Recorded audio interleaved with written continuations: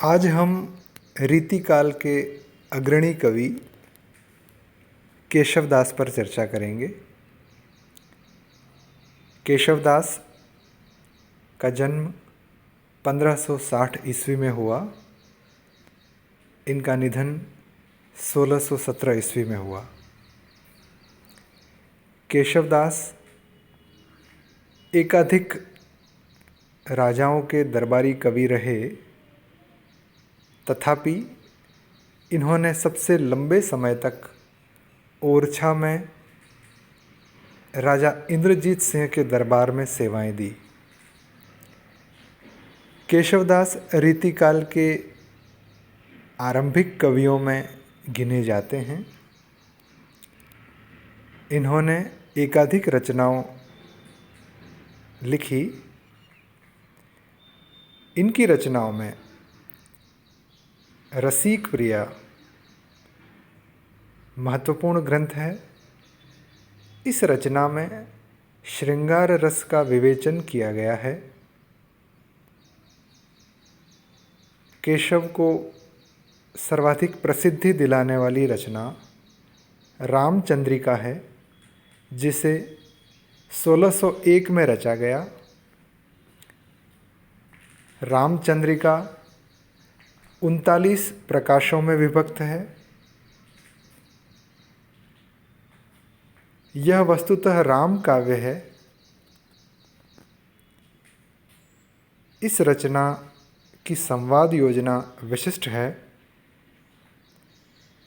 एवं केशव को अपनी इसी विशिष्ट संवाद योजना के लिए जाना जाता है। रामचंद्रिका में एक प्रसंग में अंगद व रावण के बीच का संवाद सर्वाधिक चर्चित रहा है, जिसमें रावण अपने दरबार में दूत के रूप में आए अंगद से उसका परिचय पाने की चेष्टा से पूछता है, कौन के सुत? जवाब में अंगद कहते हैं, बाली के, अर्थात मैं बाली का पुत्र हूँ। इस उत्तर के जवाब में रावण का अगला प्रश्न आता है,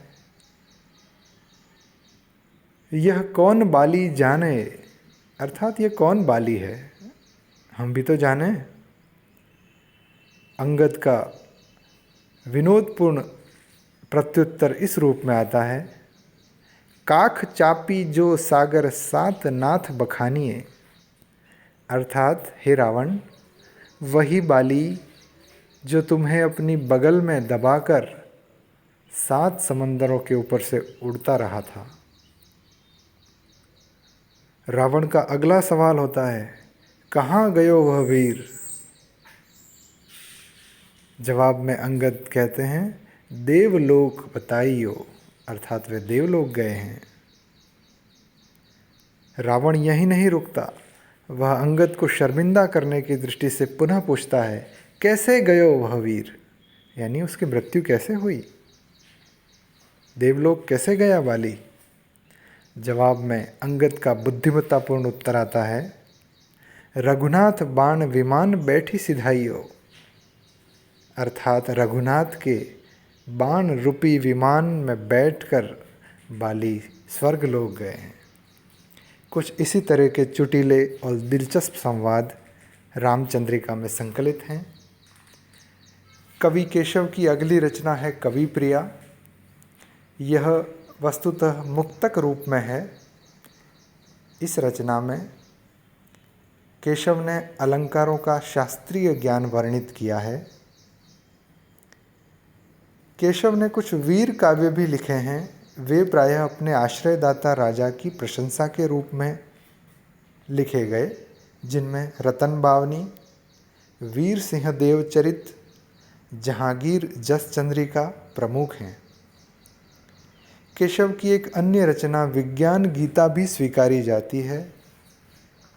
यह रचना प्रतीक शैली में लिखी गई है। केशव को रामचंद्र शुक्ल कठिन काव्य का प्रेत कहते हैं। ऐसा इसलिए क्योंकि केशव की कविताई को समझने के लिए काफ़ी मानसिक परिश्रम करना होता है। दूसरी ओर रामस्वरूप चतुर्वेदी केशव के काव्य को छंदों का अजायब घर कहते हैं। ऐसा इसलिए क्योंकि केशवदास ने अपनी कविता में छंदों का आवश्यकता से अधिक प्रयोग किया है। केशव अलंकारवादी आचार्य थे और इस दृष्टि से वे रीतिकाल के प्रवर्तक कवि माने जाते हैं। चूँकि केशव भामह और उद्भट की परंपरा में आते हैं, अतः अलंकार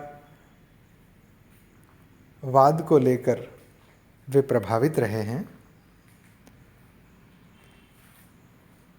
केशव ने पहली बार लक्षण ग्रंथों को व्यवस्थित करने का एक गुरुतर कार्य किया और इन लक्षण ग्रंथों को व्यवस्थित करने से रीतिबद्ध रचनाकारों के लिए एक नया रास्ता खुला।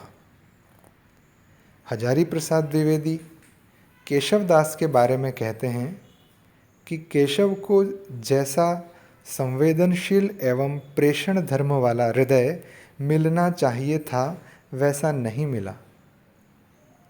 कथन में सच्चाई है। केशवदास शब्द क्रीड़ा के प्रेमी थे।